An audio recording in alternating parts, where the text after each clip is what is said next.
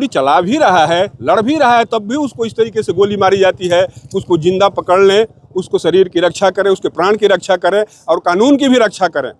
ये तो लग रहा है, साफ साफ लग रहा है कि इन लोगों को शायद एक दिन ये लौट करके चले गए थे, पता चला है कि चारों तरफ शोर मच गया कि एक लड़के ने भगा दिया है, उनका ईगो हर्ट हुआ है, उनको ये समझ में आया है कि तो हमारे पुलिस का काम नहीं है, पुलिस का काम है कि उसको कानून के हवाले किया जाए, रात बिरात जब भी हो उसको डीएम के सामने, एसडीएम के सामने उसको पुटअप किया जाए और कानून के हवाले किया जाए, कानूनी रूप से उसको संरक्षण दिया जाए। देखिए कि गलत है, जो भी पहुंचे और किया गया है तो गलत है, पहले मारा हो तो भी गलत है, एसडीपीओ साहब के आने पर तो और बड़ा गलत है ये तो, क्योंकि जब एक राजपत्रित अधिकारी वहां आ जाता है तो समझ में जाता है कि कानून क्या होता है। मैं आपको नाम लिया अभी कि भगीरथ महतो को हमने कैसे बचाया है, तिलकगंज को बचाया है मैंने कैसे, यहाँ कटकम सांडी में वो भी सरेंडर किया था। फिर हम सड़क जाम हुआ है, कल इनकाउंटर हुआ था, आप लोग यहाँ पर बैठे हुए हैं, धरना दे रहे हैं, क्या मांग है आप लोगों की? देखिए, मांग हमारी यही है कि सबसे पहले तो न्याय होना चाहिए। न्याय का अर्थ ये होता है कि जिसकी हत्या हो गई है, अननेसेसरी जिसका इनकाउंटर के नाम पर क्रूर हत्या हुई है, उसके परिवार को सांत्वना दिया जाए, विश्वसनीय सांत्वना, कंपलसेट किया जाए। उनके घर के लड़कों को जो उसका तुरंत जो छोटा भाई हो, बड़ा भाई हो, उसको नौकरी दी जाए। उनके माता पिता के साथ जो दुर्व्यवहार हुआ है उसको क्षमा मांगा जाए, और उनको यदि चोट लगा है तो उनका तुरंत ठीक तरीके से जांच करवाया जाए, ट्रीटमेंट करवाया जाए, ताकि पता चले कि वस्तुतः में उनके साथ कैसा व्यवहार हुआ है, क्योंकि ये तो क्रूर हत्या है। और मैं जहाँ तक ये समाज का मानना है, लोग हमारा व्यक्तिगत रूप से मानना है कि सबका जिम्मेवार सिर्फ प्रशासन पुलिस नहीं है, इस सबके जिम्मेवार मुख्य रूप से बिहार के माननीय मुख्यमंत्री सम्राट चौधरी जी हैं। वे बोल रहे हैं, अनाप शनाप बोल रहे हैं, किसी को गोली, उनको समझ में नहीं आता है कानून क्या होता है, और जो स्टेट का जो हेड है उसके बोलने का अर्थ क्या होता है, उनको समझ में नहीं आता है कि एक शब्द हम बोलेंगे तो लोग और भड़क जाएंगे, प्रशासन भी भड़क जाएगा, अपने अधिकार क्षेत्र से आगे जाकर के भी काम करने लगेगा, उनको समझ में नहीं आ रहा है। तो सबसे बड़ा हमारा मांग यह है कि किसी तरीके से पूरे समाज को, रास्ते में आने जाने वाले पूरे समाज को कष्ट हो रहा है जाम होने पर, यहाँ के लोगों को अच्छा नहीं लग रहा है, लेकिन हमारे साथ जो ज्यादती हुई है, यहाँ जो हमारे बच्चे को अननेसेसरी मारा गया है, उसका कौन जिम्मेवार है? आकर के कोई जिम्मेवारी ले। कैसे इनकाउंटर हुआ? जब उस लड़के ने फेंक दिया है, अपना हथियार फेंक दिया, तो होने का क्या मतलब है? उससे पहले भी वो मुद्दा उठाना चाहिए कि वो क्यों ऐसा कर रहा था, वो लड़का कर क्यों रहा था ऐसा। उसकी तो मांग थी कि जवानिया में न्याय होना चाहिए, जवानिया की जो अनाप शनाप व्यवहार हो रहा है, वहाँ जो गलत बात हो रहा है, उसके साथ सही काम किया जाए। सबसे बड़ी बात है कि न्याय करना, जो चला जाता है ऊपर, वो पार्टी हितों से ऊपर उठ करके काम करना चाहिए। लेकिन भाजपा के लोगों का एक काम है कि राष्ट्रहित, पार्टी हित को ही अपने राष्ट्रहित बता करके और अनाप शनाप काम करने लगते हैं।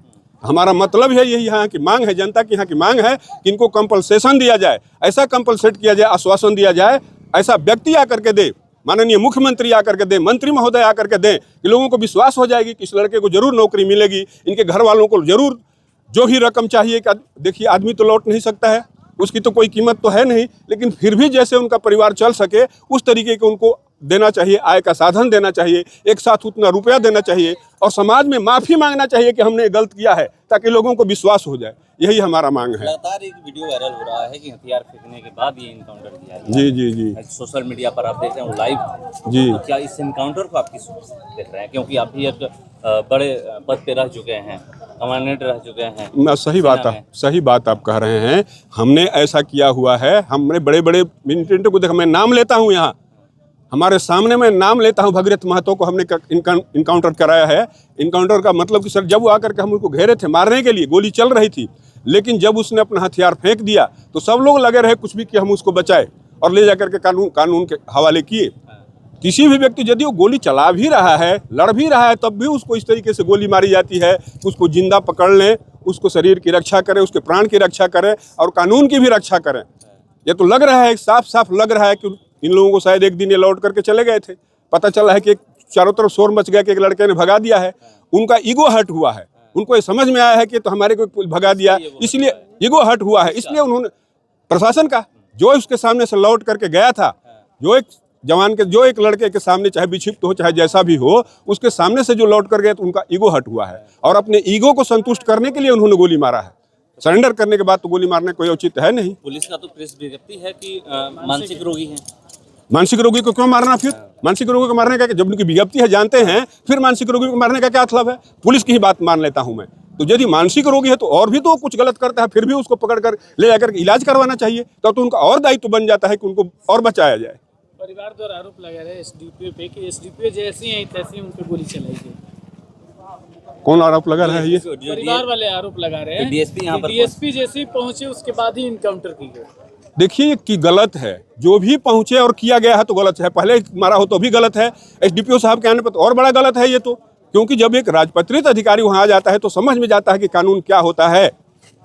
मैं आपको नाम लिया अभी कि भगीरथ महतो को हमने कैसे बचाया है, तिलक गंजू को बचाया है मैंने कैसे यहाँ कटकम सांडी में, वो भी सरेंडर किया था, फिर हम उसको कैसे पकड़ करके ले गए। हमारे सब लोग चाहते थे कि इसको मार दिया जाए, लेकिन हम ऐसा नहीं होता। पुलिस का काम ये नहीं है, गोली मारना पुलिस का काम नहीं है। पुलिस का काम है कि उसको कानून के हवाले किया जाए, रात बिरात जब भी हो उसको डीएम के सामने, एसडीएम के सामने उसको पुटअप किया जाए और कानून के हवाले किया जाए, कानूनी रूप से उसको संरक्षण दिया जाए। आप लोग यहाँ पर बैठे रहे बैठे रहे बड़ी बिल्कुल। अधिकारी की मांग की जा रही है, घंटों जाम के बाद भी अभी तक कोई नहीं पहुंचा। बड़ी अधिकारी की बात छोड़िए, ठीक है आए डीएम साहब आए, वो तो बात माना जाएगा, लेकिन मैं कह रहा हूँ आम जनता की मांग ये है कि जो कोई ऐसा व्यक्ति आए जिसके पर विश्वास हो के नौकरी दे सकता है, कंपलसेट कर सकता है, ऐसा व्यक्ति आए। आदमी को तो कोई क्षति पूरा कर नहीं सकता है, लेकिन कोई ऐसा आदमी आए जिससे विश्वास। देखिए लोग यहाँ बौखलाए हुए हैं, आप देखिए आपस में न यहाँ झगड़ा हो जाए, इसलिए तुरंत यहाँ आना जरूरी है। मेरा नाम हीरा ओझा है, मैं एक राष्ट्रीय जनता दल का एक साधारण कार्यकर्ता हूँ।